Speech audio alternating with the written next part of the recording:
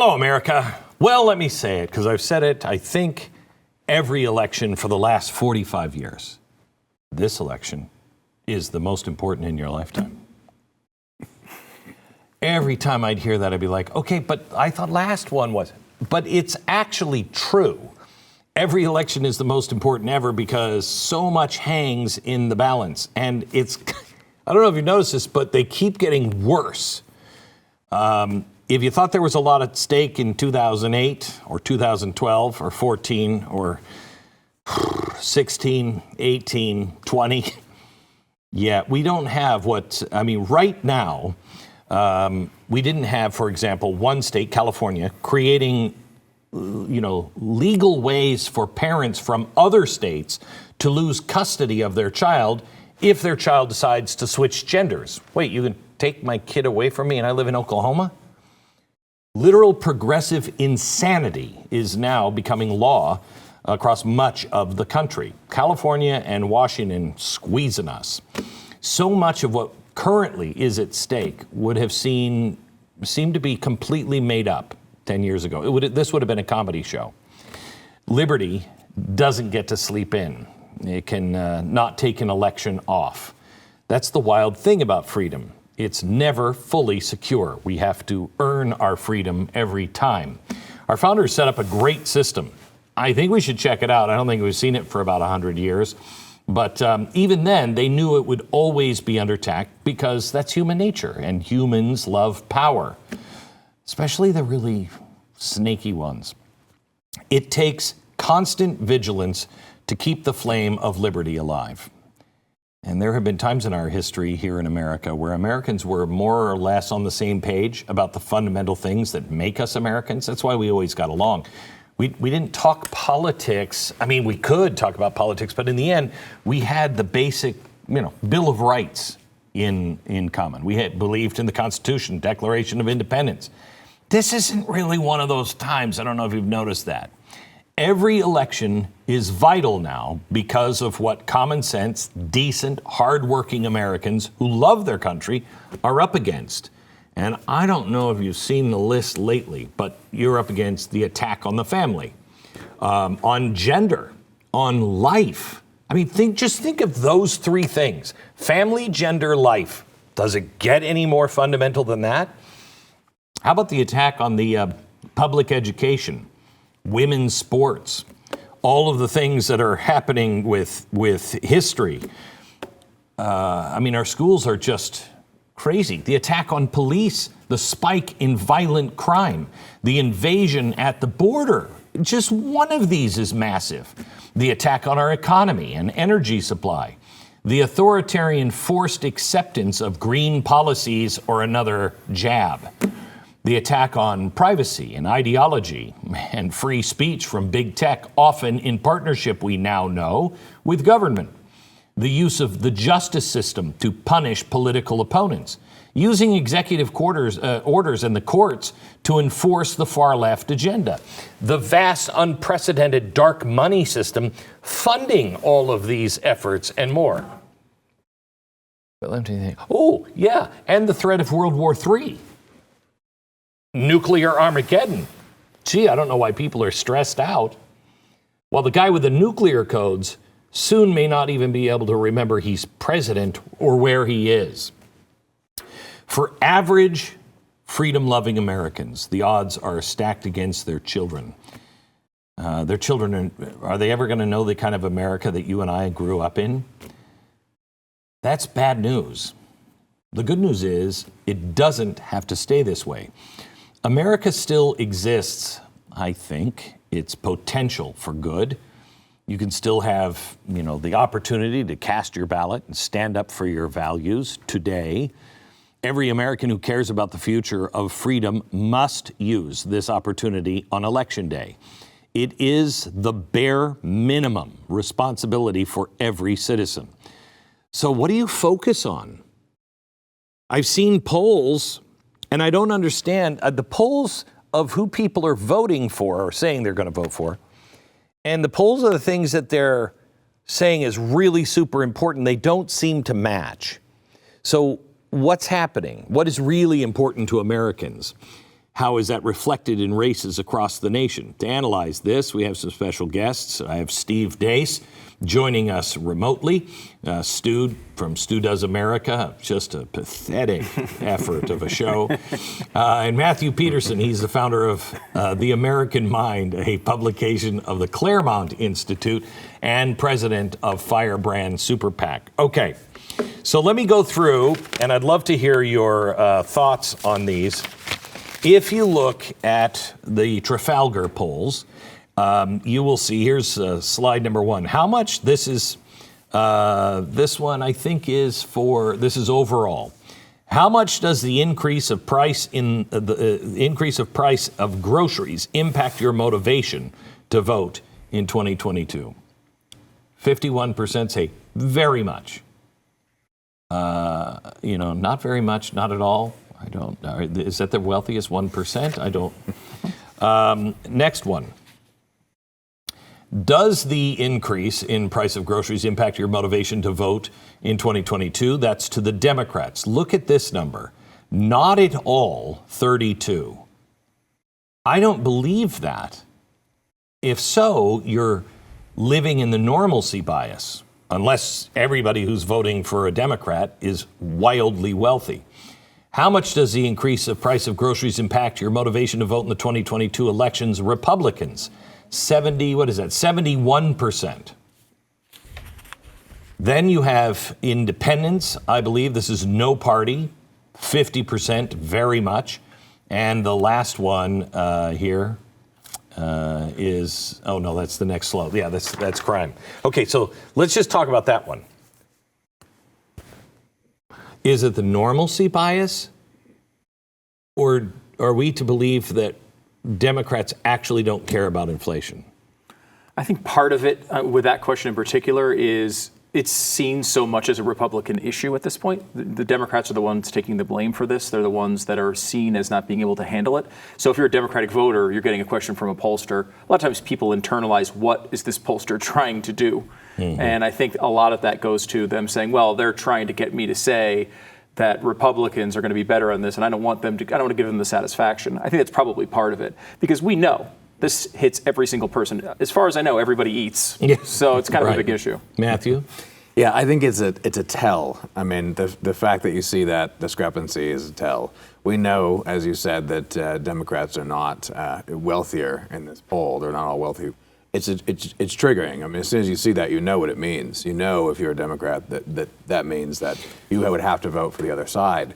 And I don't think that I don't think that people are that stupid. I mean, I think they understand pollsters and they react to them in complicated ways. So, Steve, is it possible that they are focusing on, I'm not motivated? Should we look at this as, that's not motivating because my side ain't fixing it, so I'm not motivated to go to the polls because I don't like the other side, and my side sucks on this?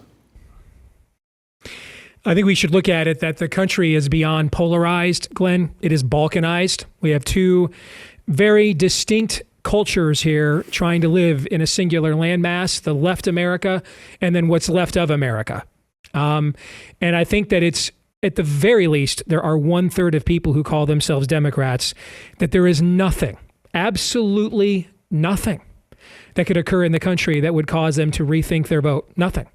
They are in on the agenda. This is a spirit of the age level of cult. They're totally spiritually bought in. They believe in the agenda, that there are enough Karens driving EV Subarus and cul-de-sacs with coexist bumper stickers that care more about killing their children and mutilating yours than anything else. I absolutely believe that at least 1/3 of Democrats believe that, at least. I would give you that 1/3 of Democrats might be on that scale somewhere, but I don't think the average Democrat, I mean, I just don't, I still find it hard to believe the average Democrat is like, I'm for celebrating, infanticide. Yeah, let's kill some more babies. I just don't think that's true. To your point, in this Trafalgar poll, they also asked about crime and how you deal with crime. The question was, how likely would you be to vote for a candidate who supports policies which prevent police from detaining criminals charged with violent crimes such as kidnapping and armed robbery? Now, it's hard to believe anybody would say that they would be likely to vote for a candidate who said that. But that is a good description of essentially the, defund the police movement and what we saw during the George Floyd riots and stuff like that. And you see in the overall poll, 77% of people say they would not be likely at all to support someone who supported that. On the Democratic side, it's still very high. It's at 60%. Now, that's too low for what the question is asking. And to Steve's point, I think there's just that chunk of people that no matter what the question is, they're going to try to think about this as a political issue and vote that way. In the poll, but 60%, it's lower than everybody else. But it is one of those things that you can't deny. When you look over at Republicans, it's all the way up at 88%, and for independents, it's at 78%. These policies are really concerning. Can you go back to the slide with the Democrats? Because I'd like to do the math, Stu. It's about 6% that say somewhat likely or very likely. That's a little disturbing that is that large. I mean, and it's larger. We all know it's larger than that in reality. Okay. Here's the thing, though, guys. You can't ask the question static, because voters don't think statically. They always size things up in comparison to what their options are. All right? So, I mean, if people thought statically, we'd have like 3% voter turnout because everybody thinks these parties suck. All right? And so everything is done in a comparison to alternatives. If you were to ask Democrats, phrase the question, is it more important for you to have clean streets in urban America or access to kill your child whenever you want? I promise you, those numbers would be way higher. You see my point? Okay. As bad as you think they are, Glenn, when you ask that question in a vacuum, ask it in comparison with other issues and what your priorities are. And I promise you, you will be even more depressed by the answers than you currently are. Can we just say that at the very, it's to Steve's point, at the very least, what's clear to me in looking at these polls really over the last, 5-6 years is that indisputably, you got 40% here and you got 40% here that aren't going to move. Now, you can dial in who's the true believer, but it's 40% on one side and 40% on the other that live in, they're watching the different movie. And that's solid. I mean, that's solid because you see it in, historic disapproval numbers for both Trump and for Biden. And no matter how bad it gets, right, you got 40% of the people who aren't going to budge. So regardless of the extent to which they are true believers, that's the fact of the matter. It's interesting because I talked to the psychologist that wrote The Psychology of Totalitarianism last week, and he said there's about 10 to 20% of populations that do not buy into it. They just have this ability to see through all the crap, and they remain normal, while everybody else goes off into their insane camps. These guys are like, no, common sense, no, you guys are both wrong here. And it's interesting that you say 40% and 40%. Yeah, I was going to say, I think that the way to break, if there is any way to break some of that up, and certainly to talk to the people that are a little bit more undecided, I think a great way of doing that is illustrating these left-wing ideas in real terms. That question asks it in a pretty obvious way. Like, people who commit violent crimes, should they go to prison? That's an obvious thing, I think, to most people. And you see, even on the Democratic side, it's still up at 60%. You see, when you watch a swim meet where a guy is beating everybody by 3 laps, everyone kind of just internalizes that and knows, I think, inherently it's wrong. It's not a political issue to a lot of people. There are some people that are always going to be stuck there. But to win those particular issues, those big cultural moments, when people see these things in action, a lot of time that's the thing that pushes them over the edge and has them rejecting that way of doing things. All right, back in just a second with more. First, let me tell you about Relief Factor. I happen to have sitting at the table just an average man we've never met before. No. Your name is Mike Bogensberger? That's correct. Bogensberger. Mm-hmm. Don't ask me to repeat it, though. Yeah, okay. Mm-hmm. So, and I hear that you have a really bad pain in your back? Yes. Yeah, I have a pain, all right. Yeah. Oh, yeah. And is it upper back, lower back? Lower, much lower, low. The low back. Low the back. The lowest part of the back. Right, and you haven't been able to try. You've tried everything. I've tried all sorts Creams, of things. yeah. 20 years. 20 years you've had this every pain day. in your well, low 5 days back. a week, Monday through Friday in the morning. Really? Yeah, generally speaking. Yeah. That's weird because usually you're rested and it's better in the morning and worse at night. I have to work at that time. Yeah. So Okay. So low back. Have you tried Relief Factor? Not enough of it, apparently. Really? Yes. It didn't affect you at all, really, for this pain. It helps with a lot of things, but this particular pain, I think I have to try something else. Yeah, well, that's weird. Yeah, maybe like Mr. Bogensberger here, you're part of the 30% where it just doesn't work for some unknown reason. But 70% of the people who try it go on to order more. If you want a drug-free and natural way to get your life back, go to relieffactor.com. That's relief. I'm sorry, I became Fetterman there for a second. Relieffactor.com. All right, so I think personally, and I'd love to hear your opinion on this, there are 3 races that I want to watch for reasons I don't think I've ever seen before in American politics. One is Fetterman. And this I'm watching is the Democrats have already run an empty suit and a guy you had to keep in the basement and a guy who was clearly not capable of the job. But they had Donald Trump that they were just trying to stop, so they would have taken anything. Fetterman is not the case. That's not the case. Dr. Oz is not some, Nazi figure that they could easily make into that. And if Fetterman wins, to me, that says that there's a group of people that they know we don't have a republic anymore. They're just looking for rubber stamps. Whatever they have to have, just get this stuff through. The second one is Mike Lee. Mike Lee is being run by Mr. McMuffler, and he's running as an independent, but it's actually a way for the Democrats to not answer for what Democrats are doing. They're running a guy who will vote with them as an independent. If that works against Mike Lee in Utah, you are going to see this everywhere. And the final one is Carrie Lake. Here's somebody that people there know, but she's not a politician. She hasn't hired a single person to help her with her candidacy. She's not hired any, political know-it-alls.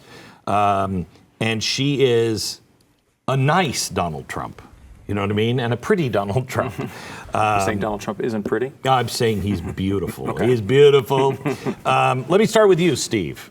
Do you agree with those? Am I missing the point, or is there somebody else to add that tells you something about where we are? I would look at those 3 as barometers. The Georgia Senate race. I don't buy for a second that Brian Kemp will win by 9 and Herschel Walker will lose. That's just not the way elections work, particularly in the same environment. And they're both really running against the same candidate in Georgia. I mean, they're running against male and female Stacey Abrams, or non-binary forms of that being. And so maybe there are tens of thousands of people appalled at Walker's past that won't vote for him. But just to put some numbers on that, in 2014, in that Senate election in Georgia, it was decided by 8 points. That was over 200,000 votes. I do not believe in Georgia there's over 200,000 people that are going to be like, yeah, give me Raphael Warnock and Brian Kemp. I just don't believe that'll happen. In the other 3 states, and I think Fetterman is literally a walking VAERS report. He is a vaccine adverse effect, reporting system incarnate with his strokes and issues. I don't think he'll win. I don't. I think Oz will, and then we'll have to hear for the next 30 years. See, it works, Steve. It works. They're going to finally win one of these with a technocratic, soulless Republican and have him win one of these races. But it's going to actually be because the other guy literally is incompetent and can't get out of a hoodie in the morning. And that's coming from a guy that wears T-shirts year round. All right. Yeah. I think a red tsunami is coming, guys. I think we're beyond a wave. I think it's a tsunami. There are races in Rhode Island right now where there are plus 24 Democrat districts that they are behind. Any Democrat in the country that is less than plus 5 statewide is in trouble. If you are in anything less than a plus 10 or 15 district, you are in trouble. I think Carrie Lake will win outside the margin of error. I mean, I think that this is wherever it is possible. Yeah, Masters, I think, will win too. I don't believe Carrie Lake wins by 5 or 6 and Blake Masters loses. People don't understand. That's tens of thousands, if not hundreds of thousands of split votes. And the environment here matters. This is going to be a red tsunami a month from now. Oh, from your mouth to God's ears. So can we show your map? Because you've made a pretty optimistic. I pray tonight that you are right. Show the map and take us through this, Steve. So this is my Senate map. And one of the things you're going to see is the one place where I think we're going to get bifurcation, unfortunately, right now is in Pennsylvania. That's the one place where I think, because Fetterman is just legally incompetent. John Fetterman couldn't get a driver's license, maybe not a library card. Okay. So I think that's the race where Oz does not have to run on. I'll just kill a few less babies and ban a few less women from their own sports. He gets to run on. Fetterman is incompetent. Mastriano's not getting to do that. And so I think that Oz will win. I think Republicans are going to win at least 54 seats. I think places like Minnesota are in play. 54. At least. Yeah. I think they are going to win at least 54 seats. I do. I think the states that Republicans lost, there was a trade-off in the Trump years. The Republican Party traded Colorado, Nevada, and Arizona and North Carolina basically for the upper Midwest where I live. I think they're going to bring those states back into the fold now. I think you're going to see the traditional Republican coalition join with the MAGA coalition, because there's three things happening here. One, the rural base that Trump attracted, the MAGA base, has remained Republican. It's not loyal to Republicans, but because Trump is there and a DeSantis is there and a Carrie Lake is upcoming, they're staying there for now. The other two things happening, Democrats are looking at historic low turnouts of black voters.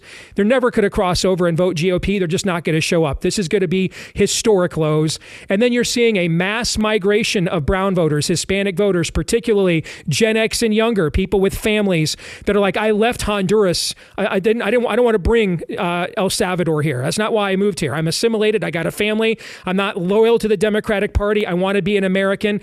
And I think they're looking at a double whammy there, guys, of historic low black turnout with historic migrations of Hispanic voters to the GOP. And that is going to open up this map in a way that it has not been before. Okay, both of you guys here at the table with me, don't disagree with him, because I want to live in his happy space for a second.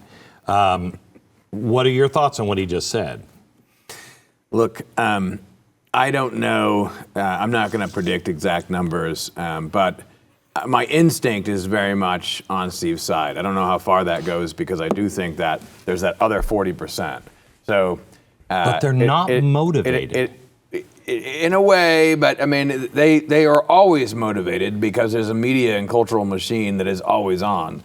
But I do think that the wave, tsunami, whatever you want to call it, there's almost a kind of inevitability to this. I mean, there really is. Because no matter how you cut it, no matter how they try to use this issue X and Y and Z or abortion or whatever to motivate that base, you just can't get around the reality that we are living in. And that is where, we're past bread and butter issues. It's not quality of life issues. We're talking about way of life issues now, where people have actively moved across the country. I moved, here, Texas, from California. That's not a joke. I know people who voted for Bernie living in Hipsterville, New York, some years ago, who now love Ron DeSantis.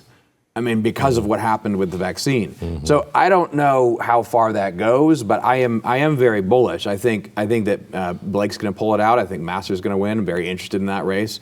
Usually people like that don't run for politics. They don't go into it at all. They're too smart. That's interesting. Fetterman, I sure hope you're right, because when I look at that one, I do think the same thing. What form of government is this? I mean, that's what literally is at stake here.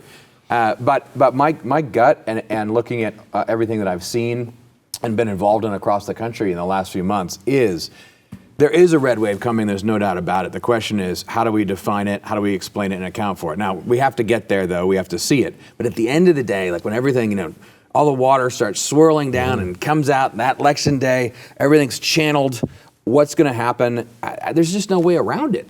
You can't, we're not necessarily, you can't hide this reality. I hope you're right, but that reality has been hidden in several societies over history we're doing the same kind of stuff, just lying, propaganda, and getting away with it because people had been trained to, yes, that's right, yes, believe that. I mean, I like Steve's map better than my map. I want Steve's map to be 100% right in this case, because 54 it would be incredible. How many? Hang on. Out of those seats gained, how many of them are Mitt Romney's? Do we still have 50? Do we still have 51? Yes. Yes. Okay. Good. All right. By the way, Glenn, I don't buy the Deseret News. I mean, you know this better than me, but they're in on the Brutus plot here.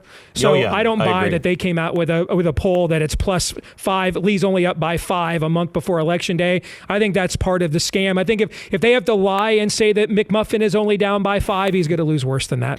I will tell you, there are a lot of people in Utah that are concerned because the Deseret News is owned by the church. So is KSL, the #1 radio and television. And, well, except when I'm on, I think, because I'm on their competitor. Anyway, they take that as, oh, well, this has to be true. This has to be true because they believe in the church and that's an organization. And I don't think they understand that the church is not micromanaging that. And like their universities, you can't get neutral people anymore. You can't get them in journalism and you can't get them in education. Go ahead, Steve. Just quickly, just to build off Steve's map, though, for a second. One of the if you want to get really optimistic, if Steve's map comes through and we're at 54 votes, one of the things that's interesting about this is, like, in the House, everybody comes up every 2 years for election. In the Senate, it's different. And the Senate, the playing field is very heavily tilted towards Democrats this time around. It starts at 36-29 that are not up for election. So a +7 for Democrats right off the bat. And Republicans are building all the way back up. If we can get to 54 seats, there is a legitimate chance of a Republican president, a Republican House, and a filibuster-proof majority in 2024. Think about what that can mean. That's why this is so crucial. We talk about these races sometimes. I mean, like, look, I can't say that I'm like passionate about Dr. Oz's, potential in the Senate, but that seat, just being that seat and not being a Democrat, is so important because there's a path here to where there can be real change in 2024. A path where Republicans wouldn't get blocked by something every. This is a filibuster-proof majority we're talking about, and it's a real possibility because of the way the map falls in 2024. So something else to look forward to. I would say that you are leaving one thing out, and that is the dramatic change that could happen in the next 2 years. World War III. Financial collapse, absolute collapse. These things could change everything. Back in just a minute. Let me tell you about Home Title Lock. I understand I have with me Arnold Dimswitch. How are you? Thank you. Yes. Glenn, so, Mr. Dimswitch, let me ask you. I understand you're a documentary filmmaker that really studies and has made several films on monkey porn. Yes, mostly animal-related adult films. But I also branched out to cover a very important growing crime in this country, home title fraud. Okay, really? Yeah, we talked to one of the people. This is from his latest documentary film. Nobody thinks that I can take their house and borrow against the house. No, I have title insurance for that. No, it's in my name, or he would have to get some special document. They would call me. Nobody's calling you. After I've stolen the title, borrowed against it, or sold the property, or done whatever I've done with it, it's 60 to 90 days to even figure out that they're the victim of this crime. By that point, you start getting foreclosure notices, and you realize you've got 4 mortgages on your house. Not only that, you don't even own your home anymore. It's not even in your name. I don't think that's going to do really well at the box office, but then again, you've made a lot of money just on. This is more of a passion. Porn. This is a passion project. Okay. I make my money at the monkey porn. Home title fraud could happen to you. How can you protect yourself? You go to HometitleLock.com, promo code radio right now. HometitleLock.com, promo code radio. Go there now. So I think, I want to get to culture because of this epidemic, apparently, of monkey porn. But I think a lot of people, Stu, I know you are, I feel this way. I'll vote for that gumball machine behind you if it means an end to this madness. And I think there's a lot of people, Republican and Democrats may not switch sides, but some of them are. The classical liberal is starting to go, whoa, wait a minute, this is not what I signed up for, I think. And a lot of America is seeing this is insanity, and they're motivated to vote. Yeah, because there's not really, even if Republicans get the House and the Senate, there's not all that much outside of investigations and things like that they can do on their own, right? I mean, we understand how this system works, and we at least tend to follow it on the right. So, there's only so much they can do. But what they can do is stop the worst excesses of Biden. They can stop the Supreme Court justices. That God forbid something like that happens. They can stop. Oh my gosh! Can you imagine? I mean, that's look why at the one they just put on. Yeah. Awful. I mean, it's all there. There's more of that to come. If you at least get the House, you can at least stop some of it. But we've seen what Biden has done. He doesn't. I mean, he just spent $1 trillion without even asking Congress. So I mean, we're not going to be able to stop all of this. That only can happen really in 2024. And Biden seems completely unrestrained by this traditions and constitutional structure of this country. Do you believe, let me go around the table, let me just yes or no. Do you believe we are still living in a constitutional republic? I vote no. No. Not as we've always known it. No. Wow. No, That's incredible. The social compact is broke. The social compact is broken. And what the Democrats had an entire year to manufacture some form of an economic uptick. They knowingly chose not to do it. They doubled down on their policies. I mean, I know for all of us here at this roundtable, Bill Clinton wasn't that long ago, but that's from another realm here in the 9 Earths. Okay. The idea of triangulation, the idea of manufacturing an outcome to win an election and hiding who you are. We are at the devil wears a pitchfork and a red unitard phase of this now. There is no turning back. They openly brag about, getting a $60,000 electric vehicle instead of affording a tank of gas. There is no triangulation on the way. And I think what's going to be fascinating after this massacre on November the 8th, a lot of the people that are going to make this switch are not your traditional white suburban voter, swingy voter types. Mm-hmm. It's going to be a lot of folks, a lot of rural MAGA people who are not Republican loyalists, a lot of Hispanics who are not Republican loyalists. They're doing this aspirationally. They honestly think that the Republicans are going to stop the border. Okay, when they actually tried to open it pre-Trump, and that's how they got Trump. They really believe they're going to get positive change here in a complete different vision of governing. And so Steve, I have to tell you, I have to tell you, I've said to people in Washington, D.C., you guys have one more election. People are voting to have this stop. And if you don't stop, pitchforks and torches is coming for the Republican Party. I agree. People are voting now. This isn't the cussing Pall Mall smoking grandmother who watches every episode of The Five on Fox News all day in the retirement home. Okay, they're just because you're on at 5 o'clock doesn't mean you have viewers that are. But what I mean is somebody who's bought into the two-party partisan shtick. Correct.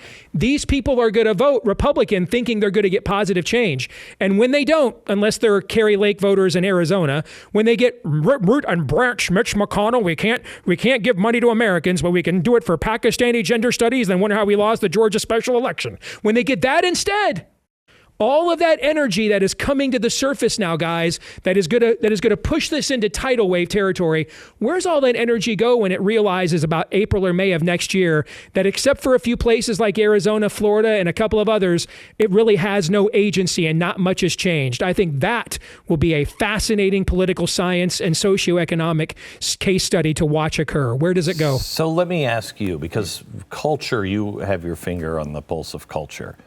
What do you see coming after the election, no matter who wins? I don't know if the left is going to be held at bay anymore. That's a very sharp tool in their toolbox. And as Steve just said, if the Republicans aren't taking the bull by the horns, and I mean like we've never seen before, there's trouble on the horizon. Yeah. I want to say this carefully. I mean, because you know what I'm worried about? I'm worried about, even though everyone's upset, even though everyone understands, and I agree with what Steve is saying, even now, it's hard to see why you go to the Republican Party because it's presenting something positive, or it's even going to champion these things. You go to it because you don't have another option. And you know, even now, these people who are rallying, it'll be a red wave. I don't know how far it will go, because there's not a unified Republican message that's drawing in everyone and guiding it. And that goes to the problem of afterwards. And the problem of afterwards is severe. What I want to preface this with, though, is if we don't win and we don't all go out and vote and convince everyone to go out and vote, none of this matters, right? Nothing matters if we don't have as big, the bigger the wave, the better. But the problem is afterwards, we know Congress doesn't pass law. Congress doesn't even pass budgets. Congress is there to slow down the beast at best, maybe shine a light. And when you look at 2024, I am not happy about, I'm not sanguine about that at all. That's for all the marbles. And because this wave is coming, we know what they're going to do. We know what they're capable of, and we know they're going to double down. We're going to hear of even crazier things than we've ever heard before after the red wave scares the you-know-what out of them. So I think things are going to get very bumpy, and we're going to, of course, see the deficiencies of the Republican Party. When I fly around and talk to people, and I try to encourage these people who I think will stand up post-red wave, but we'll find out who's a leader and who's not.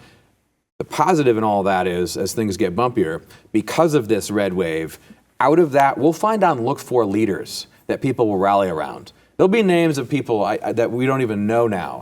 And amidst mostly people who, as Steve said, aren't going to stand up. But we'll have a new catch of leaders, and some of those people will help moving forward as things get bumpier in 2024. And just to add on to this, I think, there is the issue of Republicans may very well get elected here. They may get I think they'll probably get the House. The Senate is a little bit tougher, but they've got a good shot at it, at least. We're a month away. We'll see what happens. But there's not going to be a ton of societal change that comes out of that, other than just blocking the worst instincts of the Biden administration. I think the place where hopefully voters do take in that there actually has, I think, been a noticeable difference is at the level of governor. We have seen this across the country where a lot of these states, certainly DeSantis is maybe the highest profile, but we've seen a real contrast between the good Republican governors and these blue states who have had to been tortured over the past 3 years, not being able to go outside of their houses.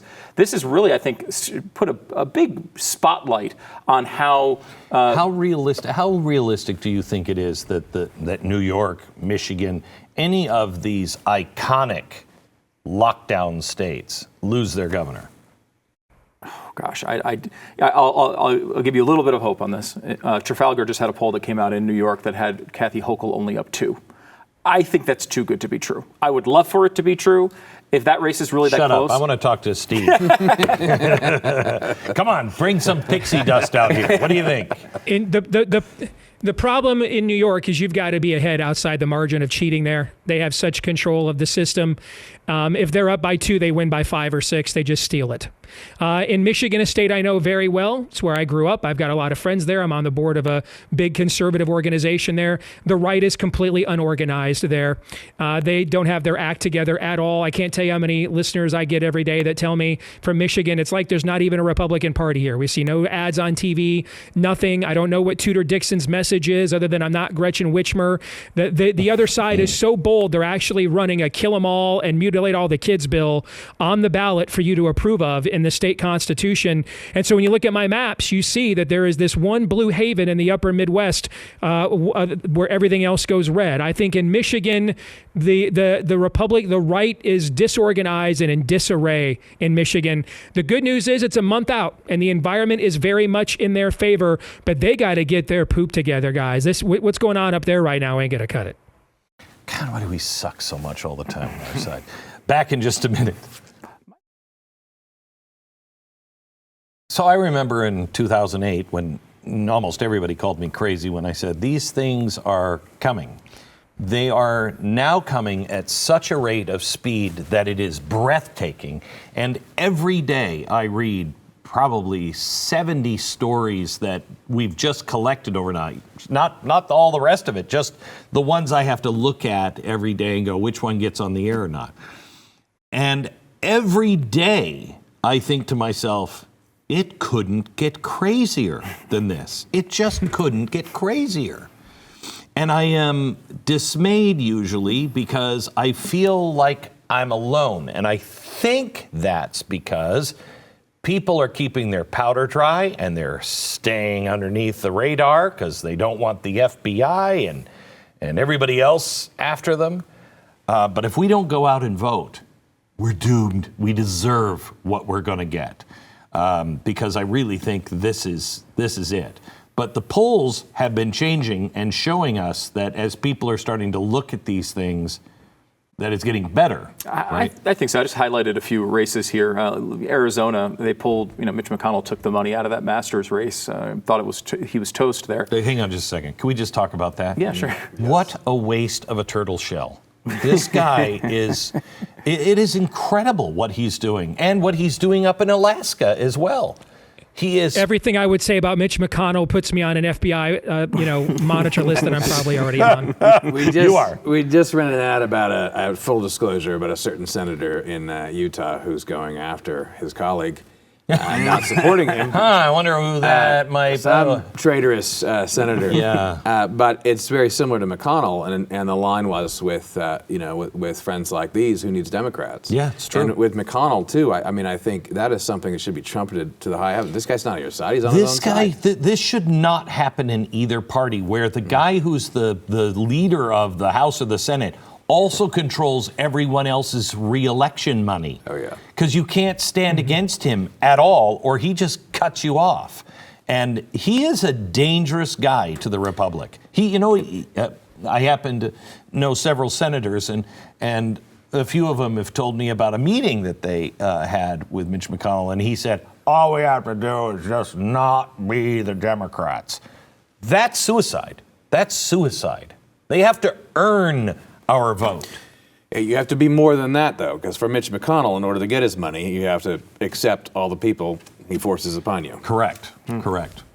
So let me just quickly in the Arizona poll, there was a poll early September that had Kelly up over Masters by 21 points. Wow. Latest one from CBS News, Kelly +3.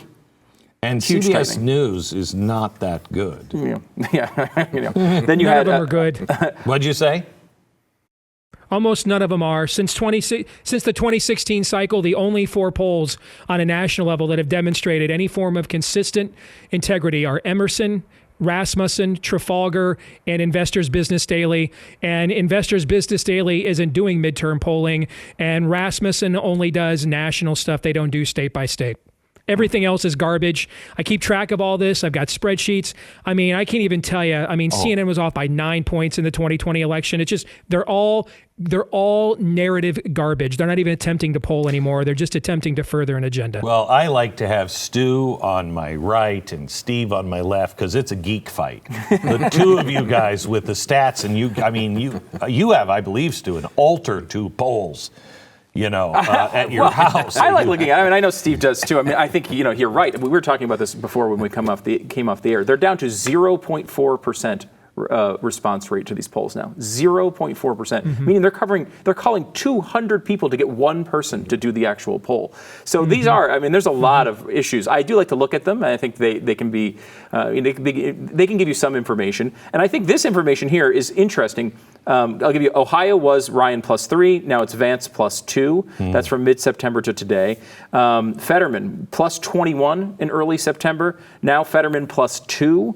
That's an Emerson poll. And then Maggie Hassan in New Hampshire was up 13 after that primary, and now is up only 3. Can I go back to Fetterman here? Because I just have to ask, how bad is Oz that nobody? Fetterman still has 52. Well, they told us the most electable candidate in Pennsylvania was the one with the highest name ID and the highest unfavorables. Because Oz had 100% name ID, he was only going to be able to improve his favorables to some degree. He was already a known entity. And so here we are. This is the classic gamut of the Republican Party. When they tell us someone is electable, here's what that means.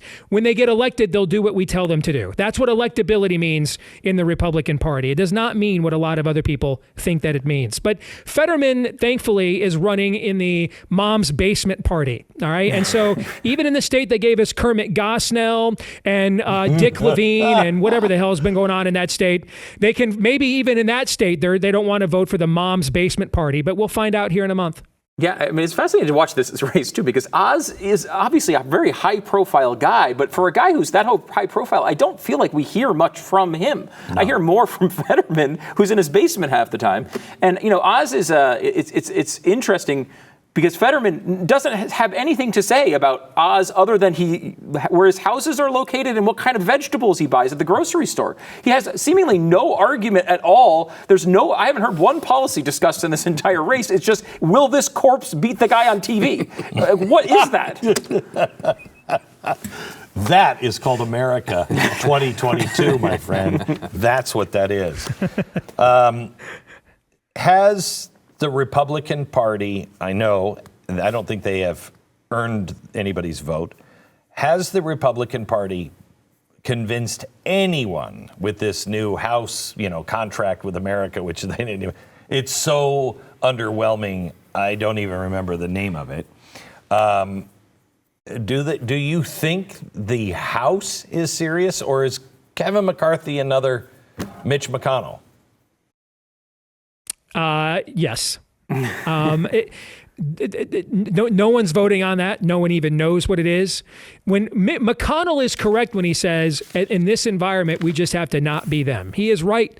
But you have to understand, when he says that, he's not making a political calculation the way you think he is. He doesn't want to go on the record having made any promises of doing anything to the American people or to us that we would then hold it on a place like the Blaze. We would then hold them accountable after the fact. That's all that this is. See, the people that represent us are playing a political game. The people that represent the other side are playing stratego. They're playing civilization. They're trying to deconstruct and then reconstruct a civilization. Right. The people that vote for us are just making political calculations all the time. They're playing for generations. We're playing for elections. Glenn, you're a historian. You know this. In history, conviction is the side that has the conviction always wins. Yes. Despite temporary setbacks, the side with the real conviction, the Brits just gave up. Because they realized, why are we dying for New Jersey? Who the hell wants to die for New Jersey? They just left. They just literally got on their boats and just left, okay? Because we had the conviction.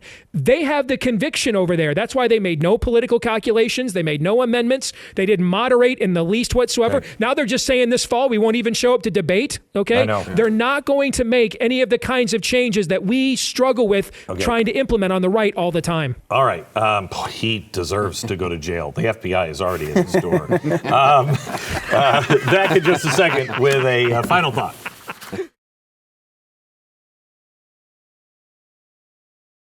I'm going to give you the last word.